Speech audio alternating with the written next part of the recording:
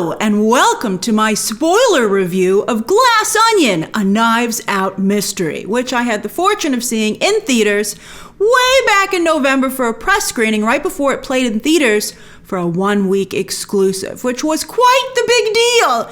We all had, those of us who got to see it in theaters had an incredible time and felt bad that more people couldn't have that same experience. You know who felt really bad? Theater owners. And Netflix was deemed a Scrooge for withholding such a hot film so that they could, combat churn and blow up their service, for Christmas, just like Don't Look Up did a year ago. And in fact, Glass Onion this morning, when the movie dropped at 3 a.m., Glass Onion has been trending top 10. Netflix is like, Netflix has got to look out for Netflix, man. And, it is a cutthroat situation these days in the streaming space.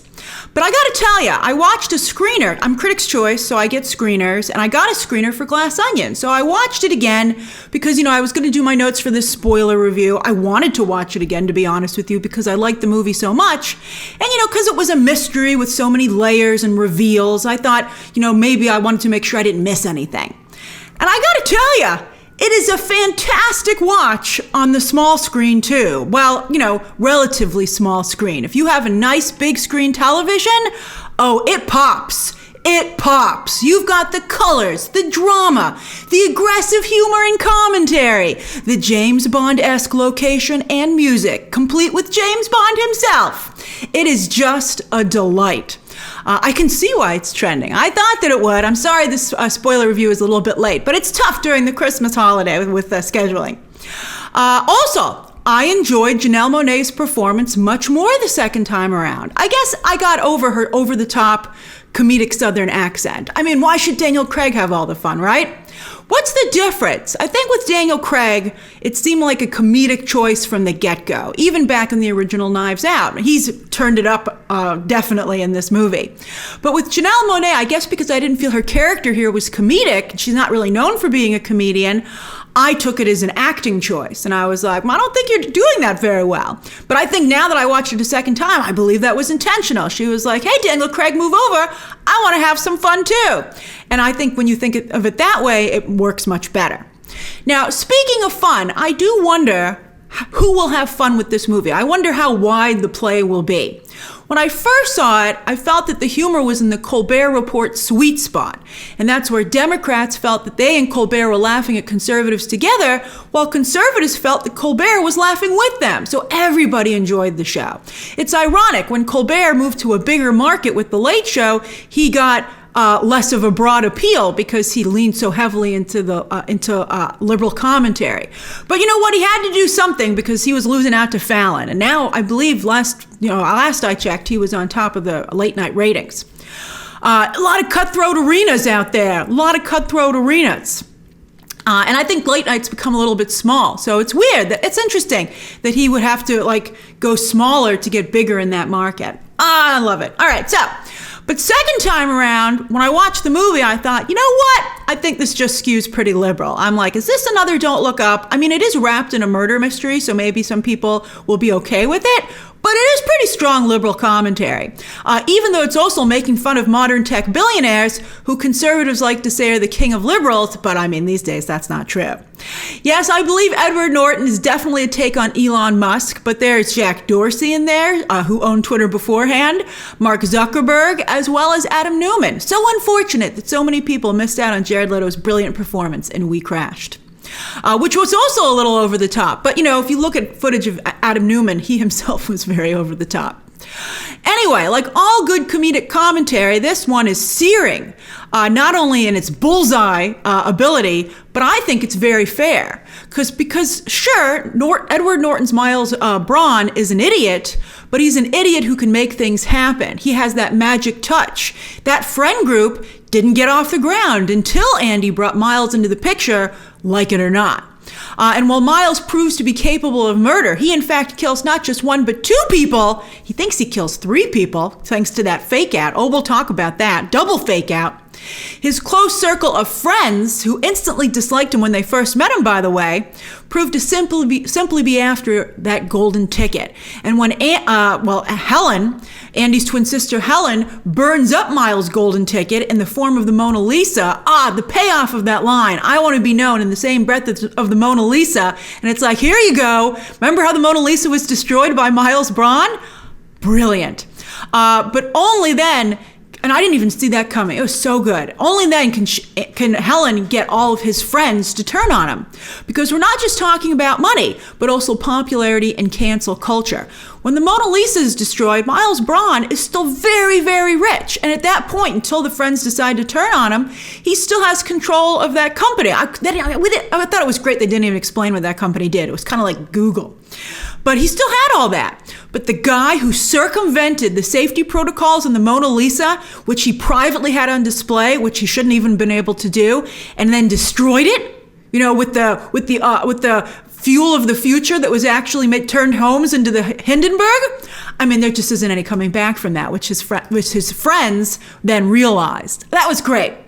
Now, speaking of Willy Wonka, it was only until I made the golden ticket comparison in my notes here that I realized that Glass Onion is a take on that as well. All these children vying for access to a famous recluse theatrical famous recluse, who they feel can make their dreams come true.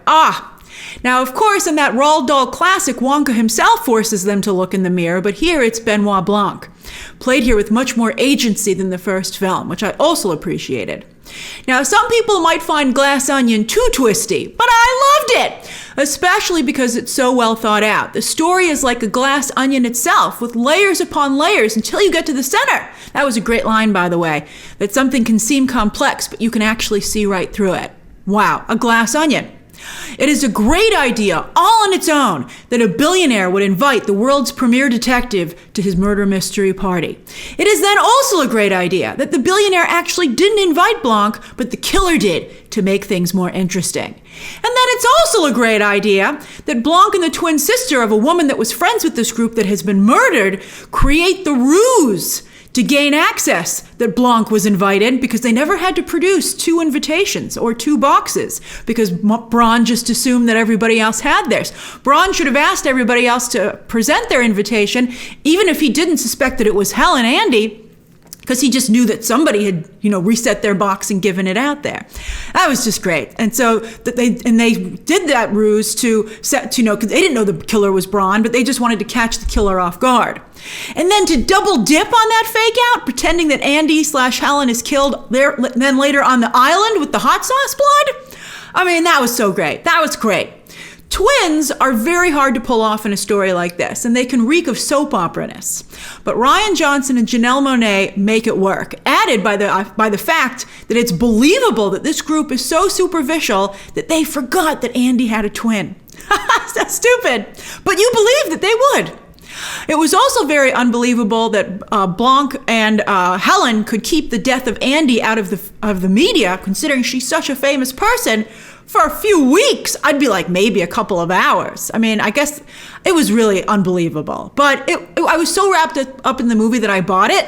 I also thought that it was great how the news eventually getting out was so brilliantly factored into Miles having to murder Dave Bautista's Duke, who'd gotten a Google alert. He was the first to know about it thanks to the Google alerts on his phone, and tried to blackmail Miles with that information. Oh, that was great. I really loved Daniel Craig breaking down Duke's murder in particular, especially because a big part of Miles getting away with it was that he simply told a big, bold lie, and the audacity of it, and that it was coming from such a big, powerful man, and that also it was such a shockingly simple kill and such a simple lie, slipping Duke pineapple juice to which he was allergic, that it made people instantly buy it. And you, even in the audience, do, because the second time I watched it, the first time they show Miles sitting down, they show him putting his drink in Duke's hand. You see it, but you believe the lie too. And then when Miles pretended that, maybe someone was trying to kill him, and that was his glass, so the poison was meant for him, I was like, this is great. Someone is trying, to kill him. I thought that was really fantastic because at that point, we still didn't know about the double cross that Helen was Andi and that they were twins. So you were buying along with it. So Rian Johnson proved that lie would work. That was great. It was so good, and I thought that it was very indicative of Miles's power because he was a very conniving man, which is why he was able to make things happen. He was conniving and he was willing to go for it. And I think that's why he was so successful, even though he had no actual substance. And that in and of itself is commentary on those individuals and also how those individuals are able to get away with that stuff to the general public. I mean, it's just really great. Again, the commentary has layers. I love mysteries and all kinds of stories where you double back and see scenes repeated from different angles and therefore with different perspective and context. Think Back to the Future Part 2, or they redid Back to the Future 1, but from a different perspective. That stuff was great. And so I love doing that here as well.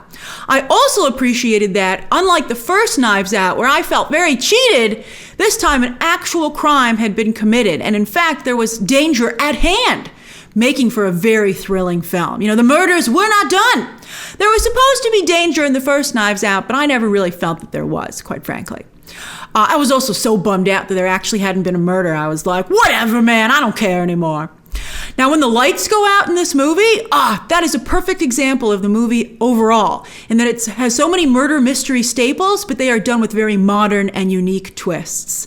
And you didn't know that. And then the idea that Bron got the idea from Daniel Craig saying it's like you put a loaded gun on the table and turned off the lights. I mean, that was great. I didn't even see him take Dave Bautista's gun. I mean, that stuff was just fantastic. The movie also has so much going on, it keeps the energy and your engagement at an 11, even beyond the mystery. The first movie also had excellent mise-en-scène. As I said, it was pumpkin spice the movie. But here's where it gets interesting, because this movie goes even further. The first film, it was one family, so there was just one vibe throughout. But here there are multiple strong personalities, each with their own vibe. That's great. That's so great. Helen keeps referencing Clue, saying, oh, this is like playing Clue. And I believe that that's not only a reference, it's an intentional reference because Rian Johnson has created his own Miss Scarlet, Colonel Mustard, Professor Plum, Mrs. Peacock, and those all had visual cues. And so his characters here all have different visual cues. And he relished that. And he even ended up using one as a distraction.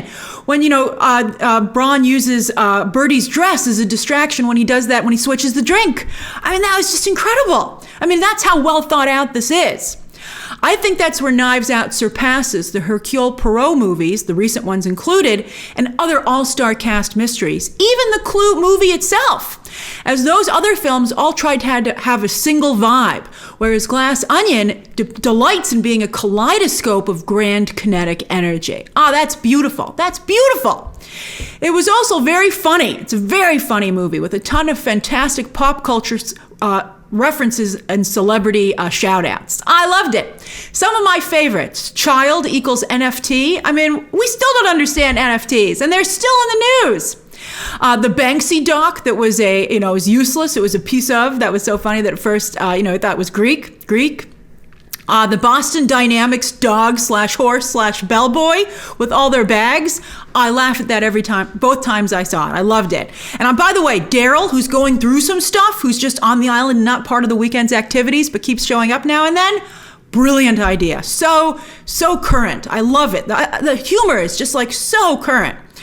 Serena Williams' live fitness class, that was great. Jared Leto's kombucha, and the fact that Daniel Craig's Blanc was like, this is some heavy stuff. I mean, it's not just kombucha, it's Jared Leto's kombucha. Jeremy Renner's Renning hot sauce. I mean, that's not only complete with his face on the label. That's not only a Jeremy Renner joke and an Avengers joke, but it's also a Hot Ones joke. And the fact that they were using it to make themselves cry, and then that beat of it almost ruined the Helen playing dead. Oh, that was great. And of course, some amazing, perfect cameos. Yo-Yo Ma, what a great cameo. And the late Stephen Sondheim and Angela Lansbury, along with Natasha Lyonne and Kareem Abdul-Jabbar, who all play Among Us online with Blanc during the pandemic. And when you think about it, all represent different facets of his personality. I thought that was so good. Again, nothing is by accident here.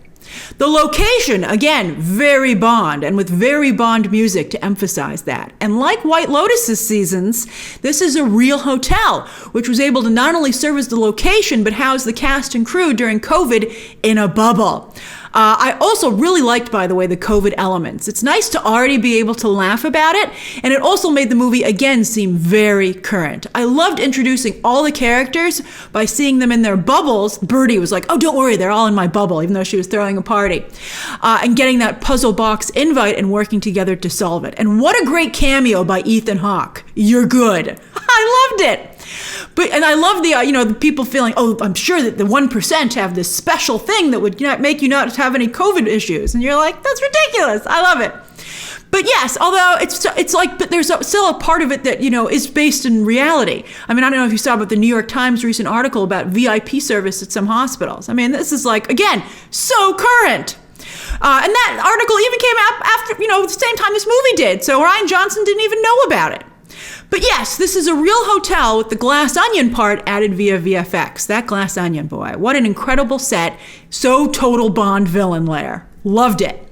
Add to that fantastic camera work that highlighted and elevated the amazing set that they had to begin with, and the production design doing a great job dressing that location and layering onto it. It was just a visual feast. And feat.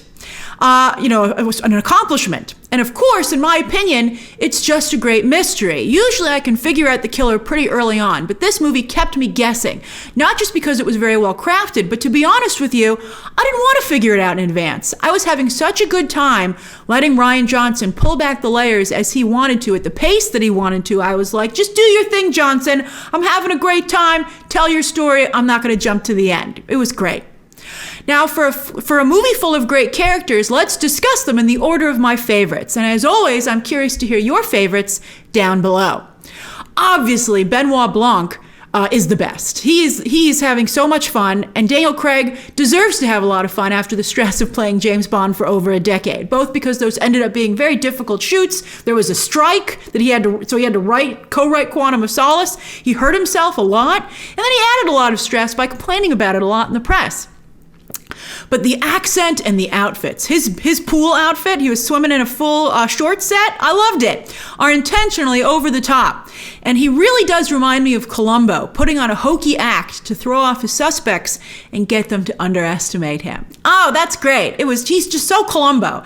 I'm like, you might be thinking Agatha Christie and Hercule Poirot, but you're Columbo. And Columbo was very popular.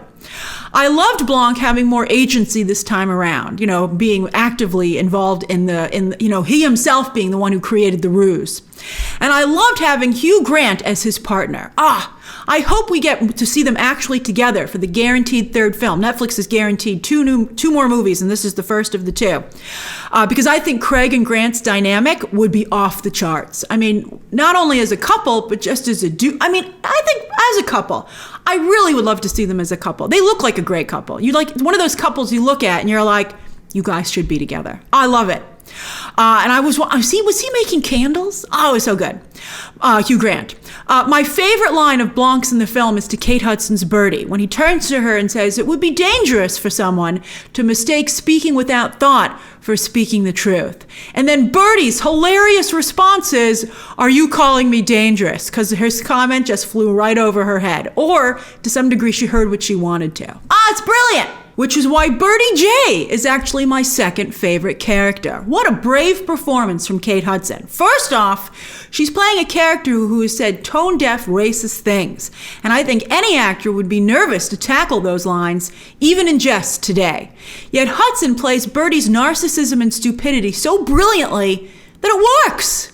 Also, while Hudson looks fantastic in the film, it's very brave of her to stand next to Madeline Klein for the intentional comparison, to say that Birdie is past her prime. And for her to realize that. Birdie is the Jennifer Coolidge of Glass Onion, something I also only realized when I was doing my spoiler notes. And for her to make the role so her own that I only now realized it is impressive. It's funny because Glass Onion moved more the Knives Out franchise moved more towards White Lotus, and White Lotus, by adding a murder mystery for the second round, moved more towards Knives Out. So they're kind of meeting in the middle. It's hilarious. It's funny. I think they can coexist.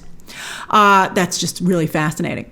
But it's so stupid, for instance, that Birdie felt sweatshops were where you make sweatpants, but because of Hudson's fantastic performance, you believe that she's really that stupid. Next, I would go with Helen Brand. I've always felt Janelle Monae should have gotten more work off of Hidden Figures. I always felt that was a great injustice. So it's great to see her as Craig's Girl Friday here. That's how I would describe the role. I don't think she's a great comedian, but I do think she's a very good actress and a very likable actress. And I think a better actress could have done more with this, for sure, especially the dualness of the role, playing both Andi and Helen. Andi is very half-baked as a character, not only on the page, how Rian Johnson writes her, but what Monae is able to do with her. I never really felt Andi was a real character. But Monae gives her twin sister Helen, who we're with most of the time, a lot of heart and gumption. She really does, which makes her easy to root for. And by the way, you don't have to be a great actor to be a star. You just have to have a brand. So I do feel Janelle Monae, I'm still rooting for her to get, I hope she gets work off of this. I mean, come on. Then every story needs a great bad guy, so Miles Bron for me would be next. This really is a lot like White Lotus. It's so funny. But here, Norton also gives a very bold and brave performance. Not only is he willing at first to play Miles Bron as this genius, but then he's able and willing to reveal what a sniveling, evil idiot he actually is. And that's what Blanc points out, that Miles is a glass onion himself. And also, I thought, by the way, that being the bar where they first all hung out and met, that was a great way to organically put glass onion into the story. I thought that was really good. And Norton, with his face looking a little too tight in places where he's had some tweaks. I don't know if Edward Norton's actually done that to himself, or they somehow did that with the makeup department for the role. But in the ridiculous hipster clothing, I mean, he was just all in on playing Miles Bron, and it made Miles Bron very, very real, a great character. Then Duke Cody, Dave Bautista, once again, very well cast. And I loved that this guy who's all like, his whole celebrity persona is like, men are better, men are best, men should be first. He has a mother who's smarter than him, smarter than everybody, in fact. I loved how his mom was solving that puzzle at the beginning. But again, Dave Bautista cannot act. He can't act, so it's crucial that he be well cast. And here, with his wrestling background, he does Duke's bravado quite well. And I'm sure his wrestling background, that physicality, also helped to deliver an excellent death scene. Especially the second time I watched it, I was like, wow, Dave Bautista, throw yourself around that room. The way he shattered the coffee table, loved it. Nobody else in the film, I feel, is that impressive. I think Catherine Hahn and Leslie Odom Jr. are particularly wasted. Not only do their characters have very little to do, but they have the most muted personalities and wardrobes. They tried to give them some quirks, but they just couldn't compete with the other characters. I wish they'd gone even more into the scientist and the, soccer mom dowdy direction to give them more to work with. Madeline Klein is mostly eye candy, but she has one monologue when she's walking with Helen to the pool, and I thought that was well done. And I feel bad for Jessica Henwick. Is her star ever going to take off? And while I was doing my notes for this spoiler review, I happened on, because I was looking stuff up for my notes, and I happened to see a picture of Henwick and Klein on the red carpet together, and they're equals. So the fact that Jessica Henwick has to be all dowdy in this movie, and she doesn't even get a bigger role, I was like, oh man, that sucks. So I hope, again, I'm really rooting for Jessica Henwick. She was almost the star of Star Wars. She was almost Rey. So close so many times. So those are my spoiler thoughts on Glass Onion. What did you think of the film? Who were your favorite characters? And what do you think of the similarities to White Lotus? Can they coexist? I hope they both realize it, so for the third entries of both, they keep them far enough apart. These two already came very close. But it's weird. It took me a minute to still get the connection.